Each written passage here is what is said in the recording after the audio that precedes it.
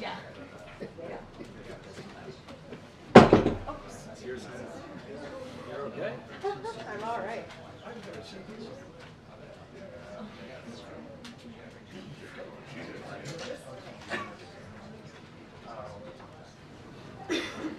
Uh-oh. Not that guy.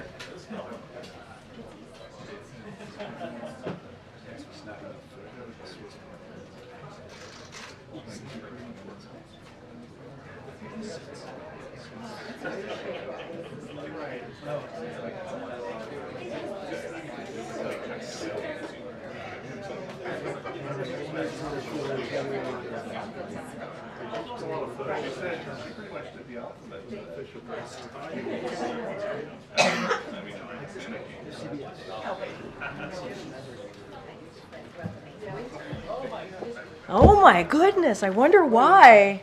Good afternoon, everybody. Happy Friday.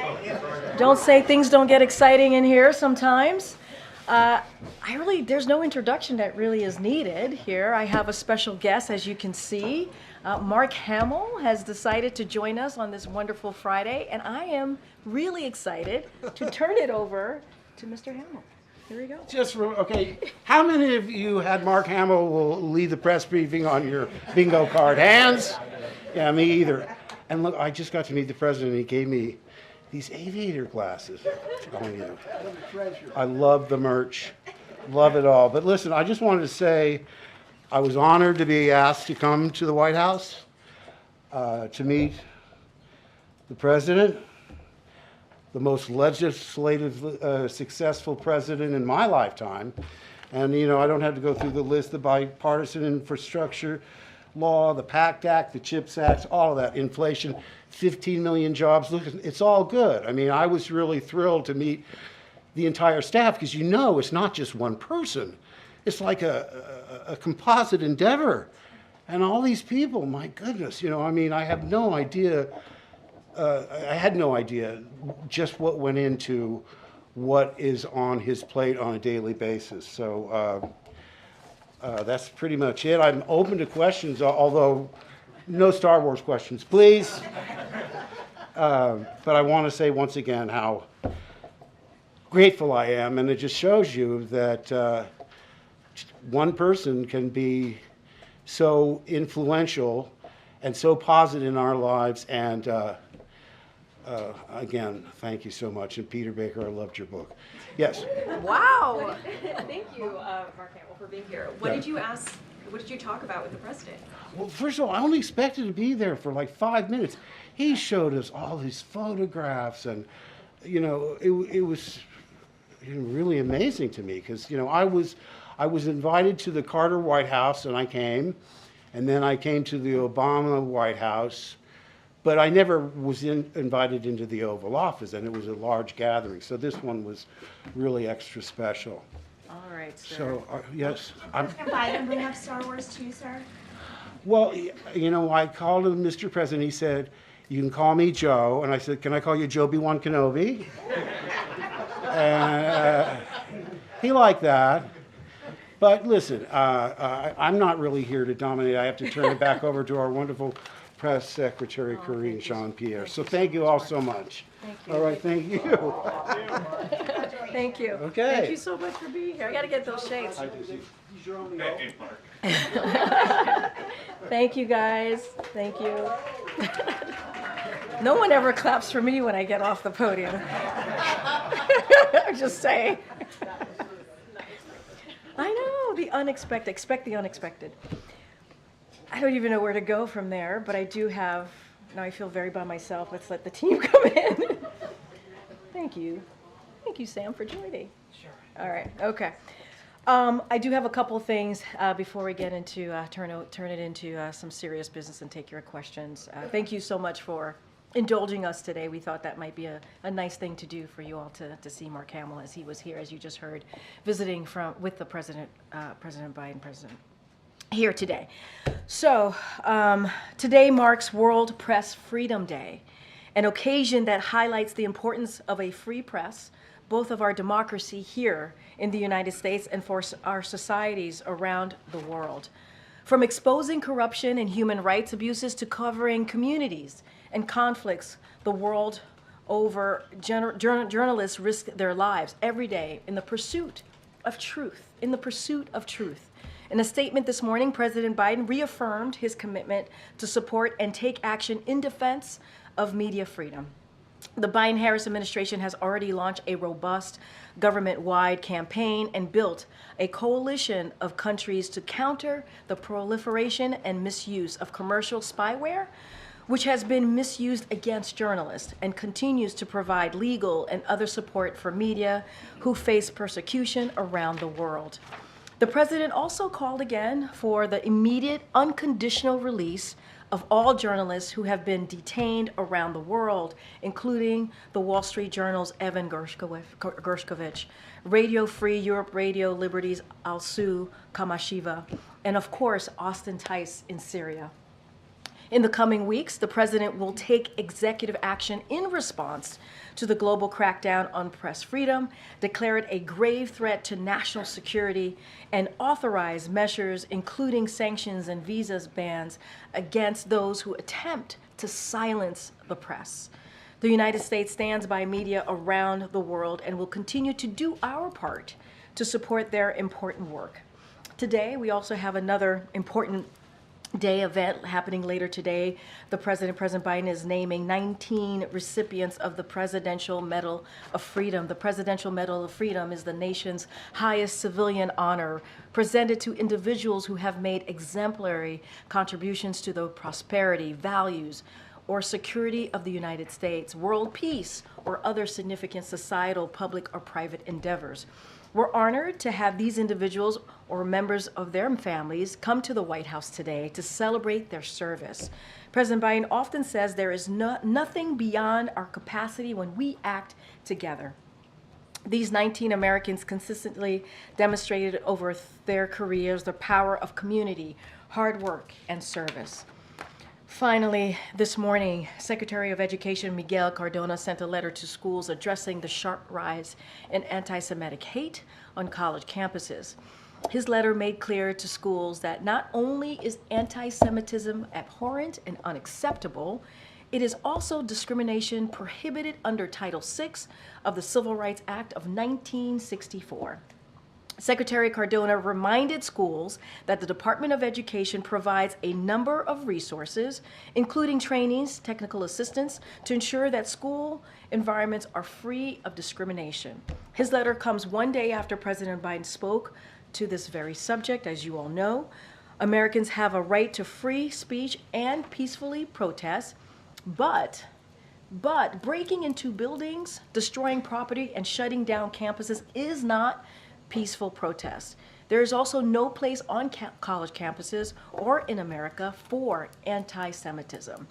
This administration will continue to defend free speech while standing up for the rule of law. And Josh, good to see you. Good to see you, Karine. May the force be with you. May the force be with you, or tomorrow, the fourth be with you, however you want to look at it.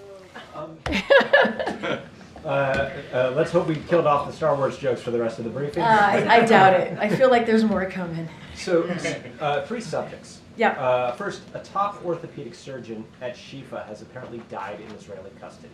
He was 50 years old. If medical personnel are not going to be exempt from the war, how can Gazans hope to have any medical care? And what can you say to other doctors working in that area? And so, look, that is a devastating news and devastating to hear. And our hearts go out to friends and families, his friends and families. That is certainly one of the hardest news that you can hear, a family member can hear, especially as someone is providing care in this situation in Gaza, where we know humanitarian aid is dire, and the innocent people of Gaza, the Palestinian citizens, obviously need that care. They need that assistance. So it is obviously devastating to hear. And the president has said, and has said very clearly, that when it comes to people who are citizens who are in Gaza providing that all-important care, humanitarian aid, humanitarian care, they need to be protected. They should be protected. And so certainly those conversations are going to continue. We believe that certainly Israel has made, the Israeli government has taken efforts to do just that and has taken into account our concerns. And so we're going to continue to have those conversations. But it is heartbreaking to hear. I can't speak specifically to that case and what occurred. Obviously, someone's life was lost, and we have to be certainly mindful. And we're at this time, I can offer my condolences. And we want to make sure innocent lives, innocent civilians, people who are certainly offering that humanitarian aid, their lives are protected as they're doing so. Secondly, what can you say about reports that Israel has briefed the administration on its efforts to evacuate civilians before a Rafah invasion? So what I can say is, and we've been pretty clear, we haven't seen a comprehensive plan, as it relates to their thinking on the Rafah operations. We have been also clear that of our concerns of any major operations, military operations into Rafah, we have said, and you all have heard us say, there's more than 1 million Palestinian civilians living seeking refuge in Rafah, and we want to make sure that they are their lives are protected. And so that is important, and we want to continue to have the conversations that we've been having with the Israeli government. As you know, those conversations have been led by the National Security Advisor, Jake Sullivan. He was just here last week, as you all know as well. And so we had 2 virtual conversations. We're hoping to have one in person. We want those conversations to continue. We believe that they are going to take, Israel government is going to take our concerns into account, but we have not seen a plan, comprehensive plan, and we want to make sure that those conversations continue, because it is important to protect those Palestinian lives, those innocent lives, those more than 1 million citizens who are seeking refuge in Gaza, in that part of Gaza, in Rafah. And then, lastly, on campus protests, the president has drawn the line at violence, but he said he's not bringing in the National Guard. Does he think the police presence deters violence or exacerbates it? So just to be very clear about the National Guard, that is something that governors decide on. That is a decision for them to make when it comes to the National Guard. And so want to just reiterate that again from here. And look, we have always been very clear when it comes to police presence on college and universities. That is certainly something that that universities and colleges have to make a decision on. That is something that they decide what is right to move forward on their campuses and colleges. And we understand how painful this moment is. You've heard me say it is an incredibly charged time. It is a charged environment. And it is very difficult because of that charged environment for law enforcement. We also believe, and it is important, that all Americans can peacefully protest within the law. They have to be able to do that. It is, you heard from the president, it is part of our fundamental American principles, part of what make America's freedom, right, to be able to protest peacefully in this country. And it is also important, which is the second part that the president talked about yesterday, is the rule of law. We have to follow the rule of law. Violence is not protected here, but Americans have the right to peacefully protest within the law, and we're going to be very consistent here. And as I said, these are incredibly painful time, and it is a very charged moment, and we understand how difficult that could be. And so I'll just leave it there. Is that your 3 topics? Yes. Okay, all right, excellent. Thanks, Karine. So you say that you haven't seen a comprehensive plan for Rafa, but I am told by a U.S. official that the U.S. has been briefed on some sort of initial plan.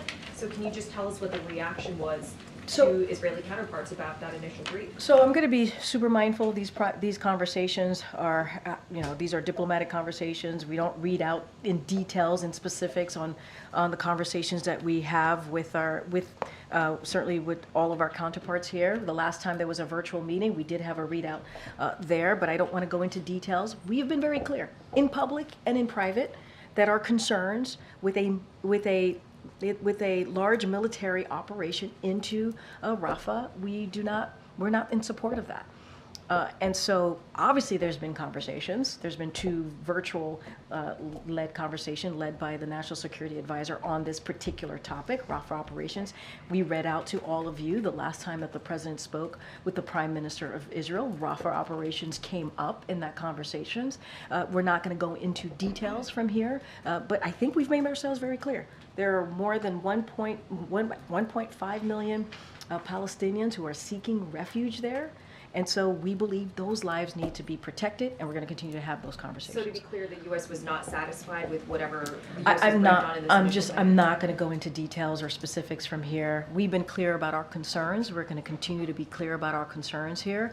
Those conversations are going to continue, and I'm just going to leave it there. And just switching gears a little bit, a new ABC News Ipsos poll found that nearly 4 in 10 Americans say the U.S. is doing too much to support Israel. That's up from about 3 in 10 in January, so it is showing that support for Israel is declining as the war drags on. Is the president concerned about this?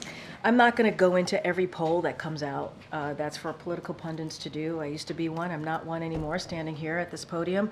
But what I can say is that we saw what happened on October 7th. We heard from Hamas, a terrorist organization, what they said that they would do. A leader from that organization said they want to see October 7th happen again and again and again. More than 1,200 souls were taken on that day. More than 200 Israelis, including some American hostages, were taken by Hamas. And as you know, we are working very hard to get that hostage deal so that we can bring hostages home, including those American hostages, create a situation where we have a ceasefire, right? So more humanitarian aid can go through. That is incredibly important. We're working around the clock to get that done. You saw Secretary Blinken in the region, meeting with regional partners. And so that is certainly a priority and continues to be a priority for us. Our commitment to Israel's security is ironclad, as I've said, and we have said many times. They live in a tough neighborhood. And we saw what Iran did, right? They launched missiles and drones into Israel, and it wasn't just us that stepped in. It was leaders in the region that stepped in to make sure that they were able to defend themselves at that time. And so we want to get that hostage deal. That's what we want to see. We want to make sure that that innocent Palestinian lives are protected. That's why we're looking into the Rafah operations and having those conversations. But getting that hostage deal is so critical to bring hostages home, to get that more humanitarian aid in, and to have a ceasefire. And we are committed to doing that, and you see that from this president. Thank you, Karine. You said that the U.S. has been clear about concerns about invading Rafah. Has it been clear about potential consequences if Israel moves forward? Look, I'm not going to go into speculations or what consequences might be. We've made our concerns publicly and privately to the Israeli government. I just mentioned the president had a conversation with the prime minister in his last call with him, and Rafah operations came up. I'm not going to go into specifics. I'm not going to go into details. We have been very clear. There are 1.5 million Palestinians who are seeking refuge in Rafah, and we want to make sure those lives are protected, understanding that Israel needs to also defend itself, and having those Hamas operators there. We understand that they want to dismantle Hamas, and we understand that is a priority, obviously, and we certainly appreciate that. We also want to make sure that those 1.5 million Palestinian lives who are seeking refuge there are protected. And we believe there's a way to do that, and we're going to have those conversations. I'm not going to get into specifics from here. We have learned that the King of Jordan is meeting with President Biden here at the White House next week. Can you share any details and talk about what's on the agenda? So I can confirm that King Abdullah of Jordan will participate in a private meeting with President Biden at the White House next week while he is in town. I don't have any more details for you at this time. Certainly we will provide a readout when that occurs, but I can confirm that meeting is indeed happening next week. And then just to close the loop, what was Mark Hamill doing here today?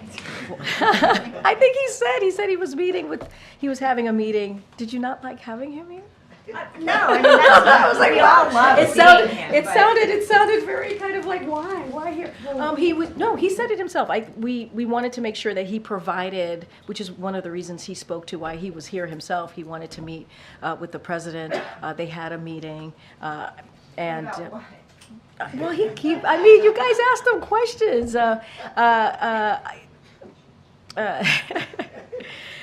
They had a meeting about what the president has been able to do on behalf of the American people. Mark Hamill was in town.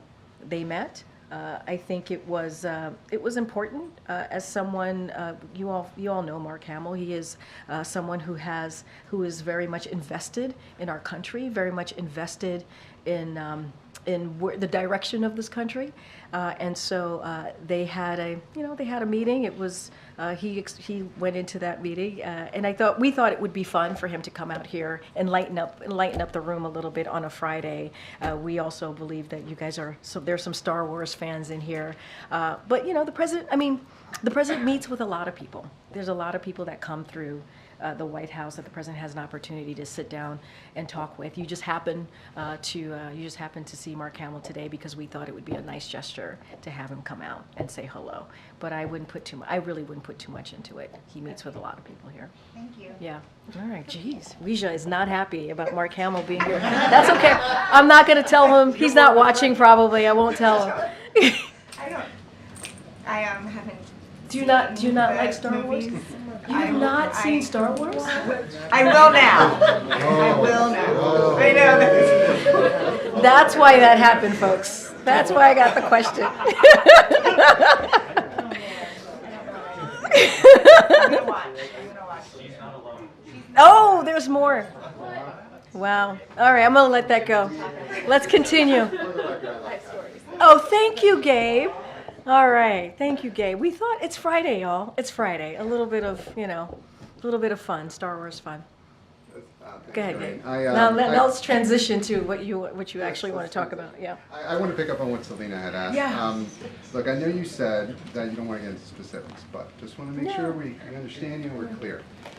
You did say that Israel has not provided a comprehensive plan to invade Rafah. However, our reporting and reportings of others has suggested that they have briefed the White House on a plan. So what you're saying, by not saying comprehensive, you're saying that you have a plan, but you just don't think it's good enough. What I can say is that they have certainly, there's been conversations that have happened over the last 2 virtual meetings.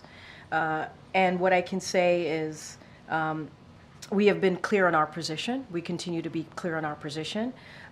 We've expressed our concerns with a major ground invasion in Rafah. We've been very clear about that, which would have significant risk against civilian casualties. And outlined an alternative course of action. We have done that for them, outlined an alternative course of action for Israel to dismantle Hamas. So you could imagine, that there's been some back and forth on that. And so, we believe Israel will take our concerns on board. They will take our accounts into consideration as they plan their next operations. And so we'll continue to have these conversations. We'll continue to have these conversations. Could this be a tactic on the part of Israel to try and pressure Hamas to take the field? That's literally something for Israel to speak to. I cannot speak to their tactics. I cannot speak to their plan. I will say and reiterate that we are working very hard to get a hostage deal, obviously. And actually, what I will say is the Hamas has that deal. That is on the table. They need to take that deal. And you've seen us be very clear about that. You've heard from the Secretary Blinken this week, and so we need that hostage deal so that that could lead us to a ceasefire that can get those hostages home, including American hostages. And so we think it's important to get that done. But there is a hostage deal. It's on the table. Hamas needs to take it. On a separate topic, well, sort of similar topic, but. Yep. One of the recipients today of the Presidential Medal of Freedom will be Congressman Jim Clyburn. He had some comments earlier today where he agreed with Senator Bernie Sanders' assertion that the Israel-Hamas war could be President Biden's Vietnam. What's your response to that? So, look, a couple of things. I want to be super careful because that's kind of leading into a campaign space. So I want to be really mindful on what I say. and a couple of things that, I did think through on those, on this, knowing we probably get this potential question. Look, Joe Biden ended the longest war in American history and just succeeded in convincing both parties in Congress to make crucial investments in our national security in Ukraine to help ensure we won't be drawn into conflict in Europe. And that is the president's leadership that you have seen, right? And that is one of the reasons he's been able to bring NATO together in a way that we have not seen before. And obviously one of the reasons we had to do that is because we had to make sure that Putin didn't succeed. He didn't succeed. And so the president has been taking action, obviously, on that for the past more than 2 years. You heard him say yesterday, he reiterated values that being us together, we have the right to dissent, right? But it must be peaceful. It must be peaceful, and anti-Semitism is horrid. It is hate speech, and we should treat it as hate speech. And there is overwhelming support for his agenda, whether it's having, rich special interests pay their fair share. If you think about what the president's been fighting for, especially dealing with Congress, making sure that the billionaires and corporation pay their fair share, and making sure that we're building an economy that helps everyone, that doesn't leave anyone behind. And so you've heard him talk about that, beating big pharma, lowering healthcare costs, making sure that we move forward with his student debt relief. And so those are things that the president and those agendas are incredibly popular. And so he's going to continue to do that work. And obviously, Congressman Clyburn is someone that he truly respects. We all respect, and so just want to be mindful because it's connected to a campaign-related question. But this is a president who has taken action to make sure that he does everything on behalf of that's right, whether it's national security or moving forward with domestic policies that the American people want us to move forward on. So the White House disagrees with that characterization?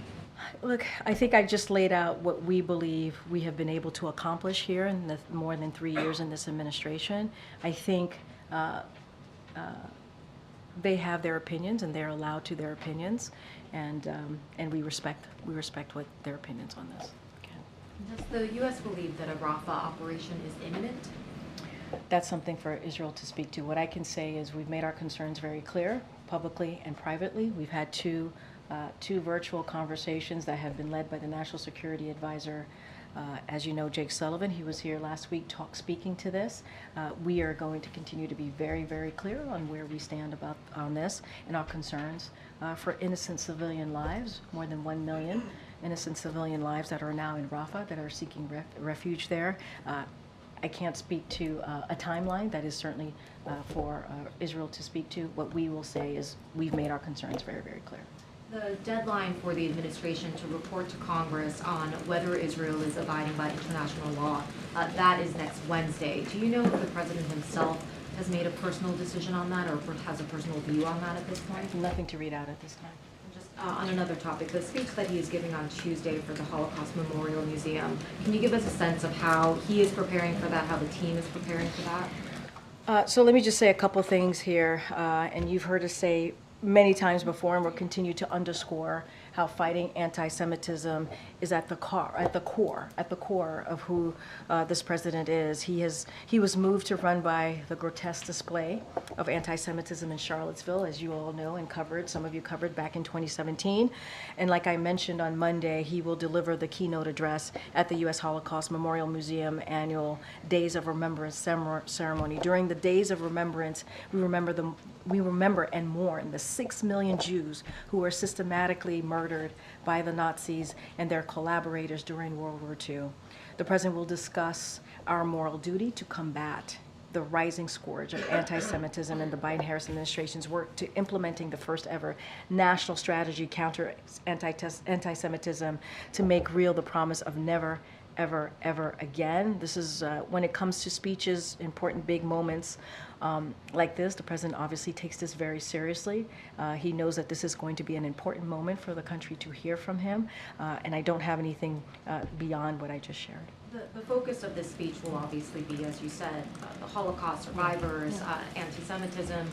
Given just everything that's going on, does the president believe that it would be appropriate to also address in the speech the pro-Palestinian protesters and their sentiment, or does he believe that that should be for a different I'm going to setting? be super mindful, not going to, as I've said many times, I'm not going to get ahead of the president. The speech is, in process. And so I'm going to let the president think through what exactly that he wants to share with the American people. Obviously, as I just stated at the beginning of my answer to you, fighting anti-Semitism is at the core of this president, and we have seen a rise in anti-Semitism. And we want to make sure that we make it very clear that it is hate speech, it is abhorrent, and so certainly you'll hear from the president very, very clearly on Tuesday, and certainly he'll share more. Go ahead. Thanks, Karine. The White House brought on a new border person, Blas Nunez Neto. What is it? What is that? Is there any? Does that give any indications of urgency, speed of the executive order that the president has been considering? So look, we look forward to the DHS Assistant Secretary joining the White House and continuing his work in implementing the administration's vision across the border security and immigration spaces. Don't have anything new to read out on any new announcements, but look, this is an administration that is committed to fixing the broken immigration system. On his first day of this administration, the first piece of legislation that he put forward was a comprehensive piece of legislation to deal with the broken system, to deal with what we're seeing with at the border, the challenges. And then we moved forward when that legislation was not moving forward in Congress. We had a 2-month negotiation process with senators to come up with a bipartisan proposal. And so that was rejected, as you all know, by Republicans because of the former president stating that this would hurt him and help Joe Biden. And that is unfortunate. We know that this is an issue when we talk about the immigration system that majority of Americans care about. And so, That he could take. look, we believe that the bipartisan border security agreement that came out of the Senate that was rejected by Republicans because of the former president is the best way to move forward in a comprehensive way. That's what we want to see. And I've stated this many times before, as it relates to any other actions, we're always going to look at other opportunities, other actions. We always will.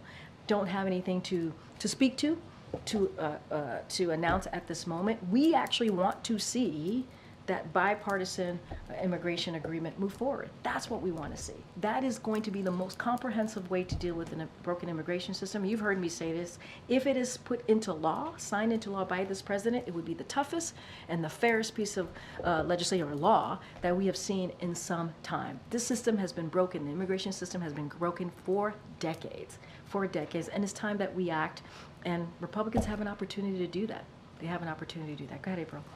Karine, there's some very loud voices that are out there asking for President Joe Biden to issue a pardon to Marilyn Mosby, the former Baltimore City State's attorney who is waiting for sentencing, could face 40 years for taking her own money out of a retirement account to buy a house. And this group, to include Bakari Sellers and Angela Rye, have pulled together a lot of civil rights leaders. What is the president's thought about all of this, especially as she was one of those who really was groundbreaking in efforts of policing and accountability? And Bakari Sellers says that it looks like political persecution as well as retribution for what she did many years ago in the Freddie Gray case that still has yet to have accountability for his death. So I want to be really mindful here because that is obviously a Department of Justice process, and I don't want to be certainly speaking to any individual pardon request. That is not something that I can do. The DOJ has their process. Department of Justice, as I just mentioned, employs a process that is thorough, that is deliberative, a process to review, when it comes to a process to review executive clemency petitions. And then individuals obviously submit their applications there. There's an application process. Want to be super mindful, don't want to speak to an individual case here, and so I'm going to be really mindful. This is a Department of Justice kind of jurisdiction, and so just going to leave it there. But the president could indeed say, yes, I would like to see this happen, and add his voice to this petition? Well, this is a Department of Justice. They go through a process. It's very thorough. It's very deliberative. I don't want to speak I don't want to speak to any individual process. I gotta be super mindful here. Need to be really careful as DOJ runs, Department of Justice runs this process, and so there is a application process for individuals. Certainly, there's a route for them to go. I want to be really, really mindful. This is not something that we do from here, from this podium, as you can understand. No, go ahead, Rafah. Go ahead. I mean, I get what you're saying, Yeah. that there's an application process, but can the president support, or can the vice president and the president support the fact, yes, there should be a pardon, even if there is an application process, whether it happens or not? As you know, when the president and the vice president weighs in, that is It tips the scale sometimes. I mean, you just laid that out. So I want to be really careful, because there is a process that the Department of Justice has to go through. It is thorough and it is deliberative, and so we have to let that process go through. And I don't want to. I don't want to speak on that process, and just want to be really, really mindful here. Is the president aware of what's happening in this case? Because she was one of the forefront persons I know. calling for accountability. It didn't happen in Baltimore, but there was a ripple effect with Ahmaud Arbery and Derek Chauvin and those with George Floyd. Is he familiar with this? I certainly know who you're speaking of. I have not had an opportunity to speak to the president about this, so I can't. I can't say if I can't say the president's thoughts on this, because I have not spoken to him about it. But obviously, it is very well known of what she has done. But I don't want to. I just want to be super mindful. This is a Department of Justice process. As you know, we're really, really careful. From this podium, we respect that process here. Thank you. Thanks. Russia's state-controlled energy company posted its first net loss since 1999 yesterday. Does the White House see that as efforts to isolate Russia working? Say that one more time. Yeah. Russia's state-controlled energy company posted its first net loss yesterday since 1999.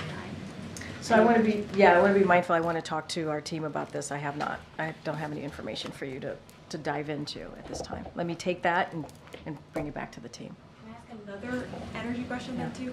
Does the White House think the FTC made the right decision in approving Exxon's acquisition of Pioneer, even though the company has been accused of colluding with OPEC? Yeah, I'm not going to comment on that either at this time.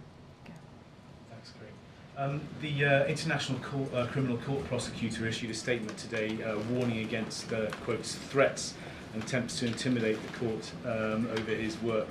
That comes after reports that both Israel and some members of Congress had warned of retaliation against the ICC if it charges Israeli officials. Just wanted to get your reaction to that, and and as to whether the White House would back retaliation against the ICC for charges against Israeli officials.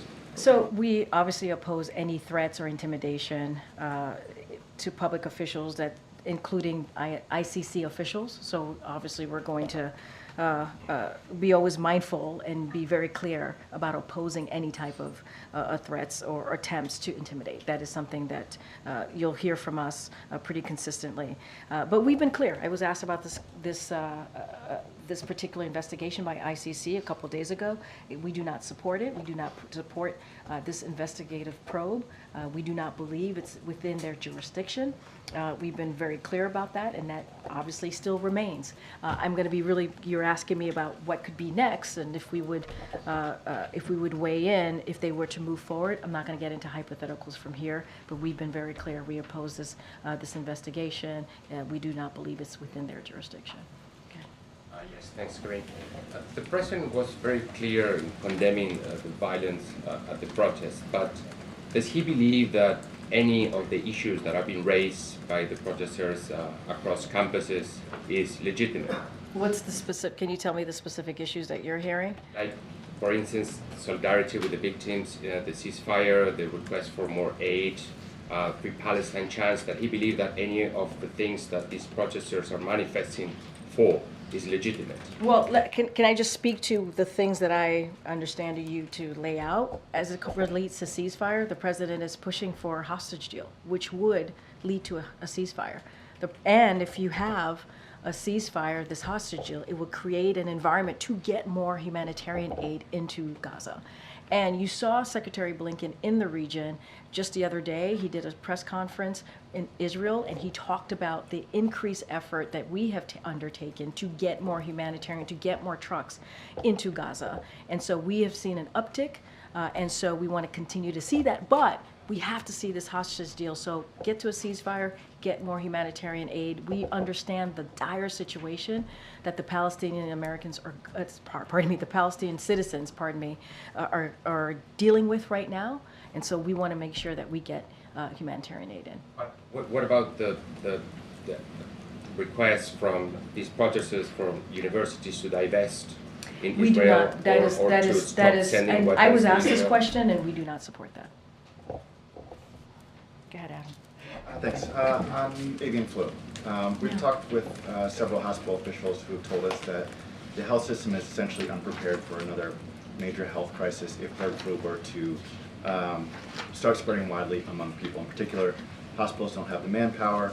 There's still concerns about the ability to get supplies quickly, and communication and data sharing, they say, hasn't improved markedly since even before COVID. So I'm curious what the White House's response is to those concerns, and whether there are any preparations ongoing to ensure we can respond to that kind of crisis. So I want to, we are monitoring this very closely and taking this very seriously. It is a top priority for this administration to make sure that communities are healthy, safe, and certainly informed. So we're monitoring this closely. The president has directed his administration to do the following: protect public health, protect our nation's food supply, and monitor all trends to prevent the spread of avian flu. CDC they have reported that the risk for general public is low, and federal agencies are coordinating with local authorities. And so we're monitoring closely. We want to make sure that communities feel safe, they feel protected, and have the information that they need. And you heard from the CDC directly on this. Is there a belief that the hospital, the health system as it stands, is prepared enough to withstand another major health crisis of that? So that's not something for me to speak to from here. What we're doing is taking this very seriously. We're monitoring the situation. CDC has spoken to this and said the risk to the general public is low. I think that's important to note. And the president is on top of this, making sure that his agencies are doing everything that they need to do to make sure that communities feel are protected, that our communities are informed, and certainly are healthy. Karine, on abortion, does the administration have any reaction to this report that a Texas man has filed a petition to state district court in Texas to try and investigate possible illegal activity that was committed, he's saying, by his ex-partner because she went to Colorado to get an abortion? So wait, what? Say that one A more time. man is looking to have an investigation into possible illegal activity. His ex-partner traveled out of state from Texas to Colorado to seek an abortion. Look, that sounds like there's a legal case. Going to be careful not to respond from here. What I will say more broadly, and what we have continued to say, that the attacks on reproductive health care that we have seen, and makes it incredibly difficult for women to make decisions on their own body, for their own health, is devastating. It is devastating what we're seeing. And sadly, because of what happened, the overturning of Roe, because of the Dobbs decision that happened almost 2 years ago, we have seen just chaos across the board. And we see tens of millions of women who are now at risk of not being able to make that decision. I can't speak to individual cases. What I can speak to is the chaos that we have seen. What I can speak to is what the president and this administration, the Biden-Harris administration, are committed to protecting a woman's right to choose, a woman's right to make a decision on her own body, on her own health care. And it's not just abortion, as you know. It's IVF that's under attack, contraception that's under attack. And so we're going to be very loud, continue to be loud and clear about that, and ask Congress to make sure that Roe becomes the law of the land, and they need to take action. Don't want to get into legal legal cases out there. I cannot do that from here, but as it relates to reproductive health care, we've been very clear, and we continue to do that from here. Karine? Oh, go ahead. Go ahead. Thanks, Karine. So the president says that he wants to let the tax cuts, the Trump tax cuts, expire. If that law expires, it does raise taxes on almost every American. So does he still support that expiring without anything else in place? So look, as you said, the president is going to is going to let the Trump tax cut expire, and he was very clear. But he will not raise taxes on anyone making less than $400,000 a year. That is part of the budget that you saw come out, and it's going to expire for the wealthy. So been very clear about that. Look, this is a president that's going to make sure that we protect and not raise taxes for people making $400,000 and less a year. And Republicans want to do the opposite. They want to give tax breaks to corporations and billionaires. They said that. They want to cut Social Security, Medicare, and Medicaid. Who does that hurt? That hurts everyday Americans. And so the president has been really clear about that. He wants to expand Affordable Care Act, as you see him doing that for Americans, making sure that they have good health care. And so that's what the president is going to focus on. The president can't pick and choose which part of the law sunsets. The entire law will sunset. And the Tax Foundation says that someone who's married, 2 kids, making $85,000 would pay $1,700 more in taxes. That's somebody under $400,000 who would. The president has been very clear. He's going to protect working and middle-class Americans making less than $400,000 a year. He's been very clear on that about that. Republicans want to do the opposite. They literally want to do the opposite. They want to give a tax break to billionaires and corporations. That's what they said. They want to cut Medicare, Medicaid, Social Security. That's what they want to do. And so the president's going to do everything that he can as he's building this economy from the middle out and the bottom up to protect everyday Americans. That's what he wants to do. Make sure that the middle class is strong. That's what he's going to do. Republicans in Congress are saying the opposite. Literally, they're saying the opposite. So that's been the president's plan from day one, and he's going to continue that plan. Go ahead. Thank you. A few things. A few things. No, just one. Don't make me think. So in the president's remarks yesterday, he's talking about Islamophobia on campuses. Yeah. Lately, we've been seeing a lot of vile anti-Semitic Yeah. rhetoric on campuses. Does he think Islamophobia is just as big of a problem on campus as anti-Semitism? The president's always going to call out all forms of hate, always. And he had an opportunity to speak to the country. And we have seen what's been going on these campuses. Americans have the right to peacefully protest within the law, as we have said. It's part of who we are as a country, as when we talk about our freedoms, our democracy, to disagree and agree with each other, even about this war. It is our right to do so. It is right for folks to do so. You got to do it peacefully. You got to do it within the law. And we have seen the anti-Semitism, and we have called that out over and over and over again. And we've seen a spike in anti-Semitism. The president has been very forceful about that. He talked about his plan to counter anti-Semitism. He had an opportunity as he's talking to the country, the world really, on what has been happening across the country on college campuses, to call out anti-Semitism, to say that Americans have the right to peacefully protest. And we also have to call out all forms of hate. I believe, and I hope you would agree, Peter, that's an important thing for this president to do, if he has the opportunity to do that. When the president speaks, people listen. Something else that had somehow slipped my mind over the last couple weeks. Oh, goodness. You are an alumna of Columbia University. Wow, that's a shocker. Well, you, in all the talking about it, you haven't brought it up. You told Columbia students a few years back, don't lose the idealism that you have. So what do you tell them now? You did some research. Oh my gosh. All I do is research and just hope that you call on me. You did. What do you tell the students who have followed you? Gonna be, and that's actually gonna be a great segue to the student journalist that we have in the room, Danny, after I answer this question. I do have one more after that. Sorry, Danny. It's okay. So look, I'm not speaking on behalf of me. I'm not. I speak on behalf of this president. That's my job. And I believe in this president. I believe in the work that we do. It is an honor and a privilege to stand at this lectern every day to speak to you and all your colleagues and to take your questions. It is not about me. And really, your question and what you're asking me and what I have said to students is pretty much what the president has said. All Americans have the right to peacefully protest within the law. We have the right. That's what makes this country so great, right? That's what makes, when we're talking about our freedoms, our democracy, that's what's so important. To have the opportunity to agree and disagree and do it in a peaceful way, that's important. And the president also called out, if you are breaking an entry and you are taking over buildings, that is not peacefully protesting. And the president was very clear about calling that out as well, and also anti-Semitism, and calling it what it is hate speech.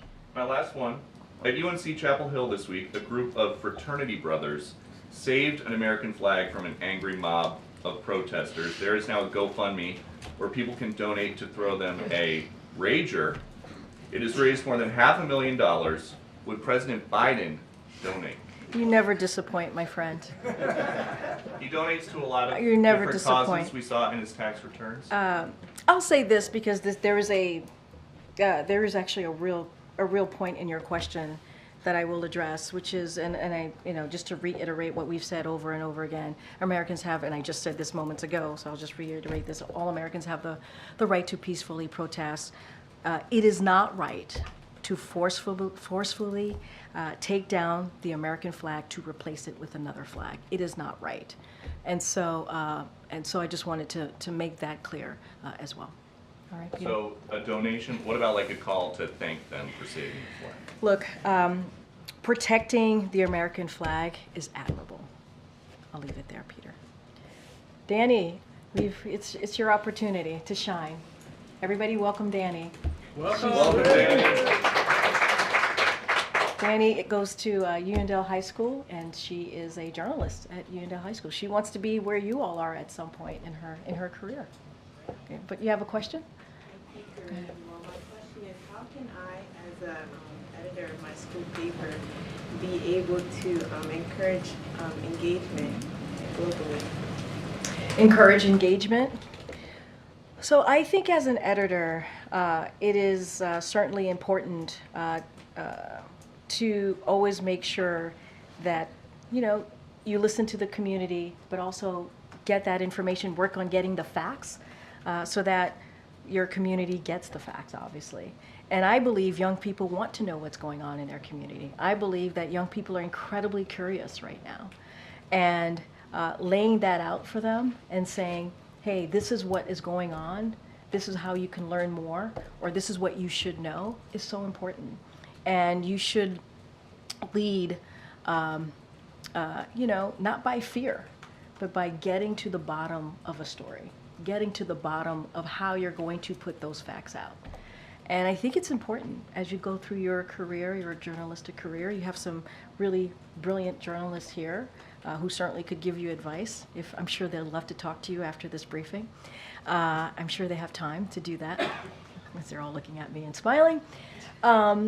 And they could actually give you, I think, some really sound advice, some helpful advice on how to move through your career.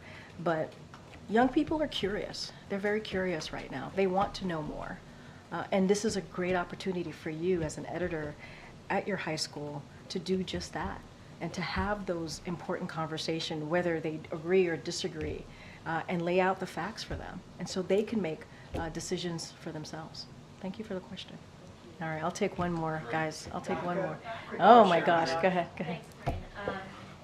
Just to follow up on the press freedom executive actions that you mentioned, is there anything we can expect aimed at Russia in response to Evan?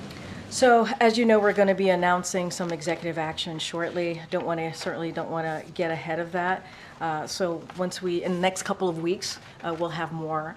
We'll have more to share. Don't have anything at this time, but we're working through that. And we think it's really important. We think it's really important to continue to take action.